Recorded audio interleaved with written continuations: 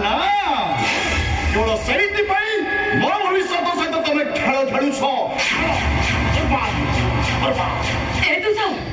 ତୁ ଏମିତି କଣ କହୁଛୁ? ଏ ଆରମ୍ଭ ମାତ୍ର ଅପା, ଆଗକୁ ଦେଖ ଘରୁ କଣ କହୁଛି।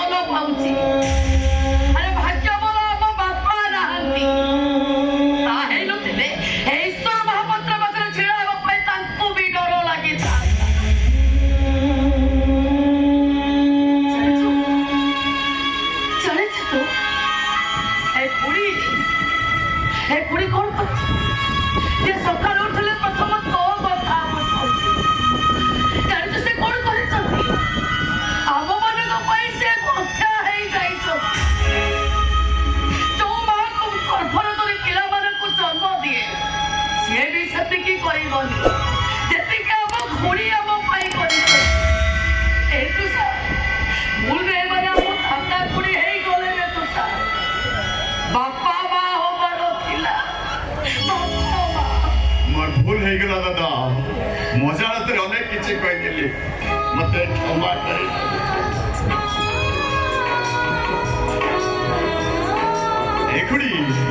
मुझे तो जानते बहुत किसी कही तुम्हें मत क्षमा कर आज तू मोर क्या किसी कहबार नहीं कि डॉक्टर हमार भी नहीं नहीं रे तू डॉक्टर हो रे तू डॉक्टर हो ताले मो दादा स्वप्न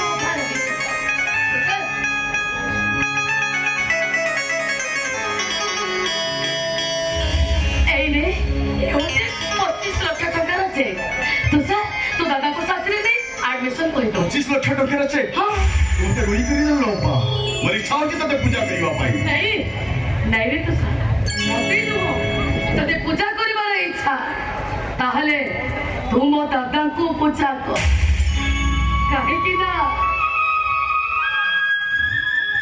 मो भली तुलसी को से तैयारी कर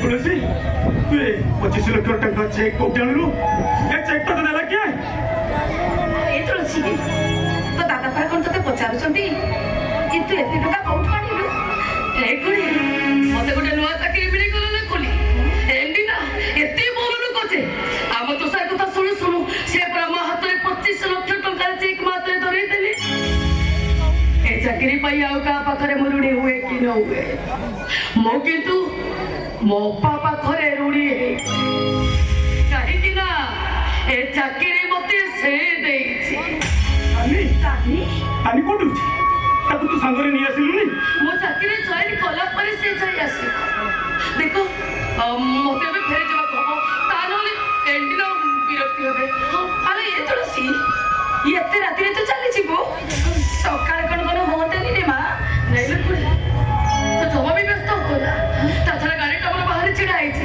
पहुंच बाबा ताए घंटा लागि गाड़ी टा फेरे दियति जे हेले सेमिति करे मते लागि ओळा गाई घर को फेरे गला परे ता कथा मते भूली जाई दादा ओ तमरे तबे या चले पई चाहू तो जे मु ए सब कोन कहि जाऊ दादा एले बेले तुमे जो ओळा गाई अपन कथा कहउतिलो सेटा पर आज मोर मने पड़ी गला सेटा आज मोर मने पड़ी गला ए देखो मुकेरे मुकेरे ए देखि आई गप करू छी हेले देखो जे बाबू तुम समय हे गलानी मु जाऊ छी मोर होबो कोन तू मो पाए एते किछि करलु मु जाऊ छी तो लगे एते को नि आसीबी तेई छिला मु गली आ आसीली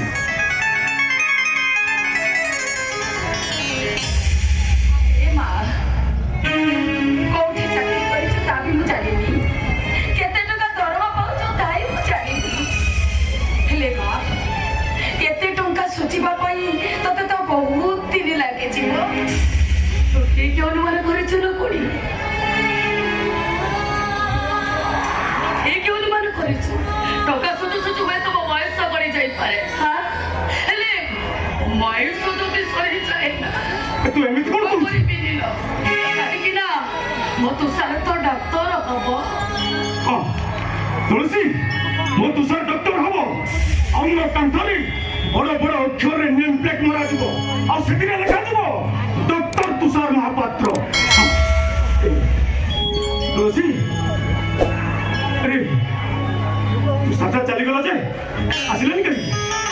ଓହୋ ଦାଦା କାହିଁକି ବ୍ୟସ୍ତ ହଉଛ କହିଲ? ମୁଁ ଆଉ କେବେ ଫେରିବି କି ନ ଫେରିବି, କେବେ ଫେରିବି କେବଳ ସେଇ କଥା ପଚାରିବି। କେବେ ଫେରିବୁ? ମୁଁ ଆଉ କେବେ ଫେରିବି ସେ କଥା ମୁଁ ଜାଣିନି ଲୋ ଦାଦା। ହୁଏତ ମୁଁ ଫେରି ନ ପାରେ। ଆରେ ତୁ ଏମିତି କରୁଛୁ? ଏତେ ବଡ଼ ଚାକିରି ଯେ ସବୁବେଳେ ମୁଁ ଟଙ୍କା କରିବାରେ ବ୍ୟସ୍ତ ରଖିବି। ଆଜିଠାରୁ ମୋ ଗାଁ, ମୋ ଦାଦା, ମୋ ଖୁଡ଼ୀ ସମସ୍ତେ ମୋ ପାଇଁ ପର ହେଇଗଲେ। ନିଜର ଖାଲି ଟଙ୍କା। ଏମିତିକି ଦିନ ଆସିବ ତମେ ମାନେ ଯାଇ ମୋ ପାଖରେ ପହଞ୍ଚିଯିବ। ଟଙ୍କା କରିବାର ଏତେ ବ୍ୟସ୍ତ ରହିବି ଯେ ତମକୁ ମୁଁ ଦେଖା କରିପାରିବିନି। ଆଉ ଦରକାର ନାହିଁ ସେ ଚାକିରି। ଯା ଚେକ୍ ନେଇ ଆ, ଚେକ୍ ନେଇ ତାକୁ ଫେରେଇ ଦେ। ଆରେ ସବୁ ଟଙ୍କା ପାଇଁ ମୋ ତୁଳସୀ ମୋଠୁ ଦୂରେଇ ଯିବ। ଦରକାର ନାହିଁ ମୋର ସେ ଚାକିରି, ଦରକାର ନାହିଁ ଟଙ୍କା। ଆରେ ଯା ସେ ଟଙ୍କା ଚେକ୍ ତାକୁ ଫେରେଇ ଦିଆ, ତା ମୁହଁକୁ ଫୋପାଡ଼ି ଦିଏ ସେ ଚେକ୍। ଦାଦା ତମେ ବୁଝୁନ କାହିଁକି? ଆରେ କ'ଣ ବୁଝେଇବୁ ତୁ? ଦାଦା କ'ଣ ମୁଁ ବୁଝିବି? ଦାଦା ମୁଁ ତତେ କହୁଛି ପରା, ମୁଁ ଯାହା କହୁଛି ତୁ ସେଇଆ କର। ଦାଦା ତମେ ବୁଝୁନ କାହିଁକି? ତମେ ଯଦି ଏମିତି କର ତାହେଲେ ତମ ସ୍ୱପ୍ନ ଅଧା ରହିଯିବ। ତମେ ଯଦି ଚାହୁଁ ତ ତମ ସ୍ୱପ୍ନ ଅଧା ରହିଯାଉ। ତାହେଲେ ମୁଁ ଯାଉଛି ସେ ଚେକ୍ ରେ ମୁଁ ଫେରେଇ ଦେବି। ନାଇଁ ରେ ମା। ନା ନା ତୁ ଯା। ଆମ ତୁଷାରଟା ଡକ୍ଟର ହବା ନିହାତି ଦରକାର। ଯେମିତି ବି ହଉ ଆମ ତୁଷାର ଡକ୍ଟର ନିଶ୍ଚୟ ହବ। କାଳେ ଭାଙ୍ଗି ପଡ଼ିବ, କାନ୍ଥଟା ମୋ ପିଲାମାନଙ୍କ ଉପରେ ପଡ଼ିଯିବ। ସେଇଥିପାଇଁ ମୁଁ ସେମାନଙ୍କୁ ଘରେ ନ ରଖି ମୋ ଛାତି ଭିତରେ ରଖିଥିଲି। ହେଲେ ତୁଳସୀ ତୁ ଆଜି ତୋ ଛାତି ଭିତରେ ମତେ ରଖିଦେଲୁ। ଗୋଟାଏ ମା ତା ପୁଅ ପାଇଁ ଯେତେ ବ୍ୟସ୍ତ ହୁଏ, ଆଜି ତୁ ଗୋଟାଏ ବୁଢ଼ା ବାପ ପାଇଁ ଯେତିକି ବ୍ୟସ୍ତ ହଉଛୁ, ସେଥିରୁ ମୁଁ ଜାଣିପାରୁଛି ତୁ ମୋ ଝିଅ ହବାର ନଥିଲା।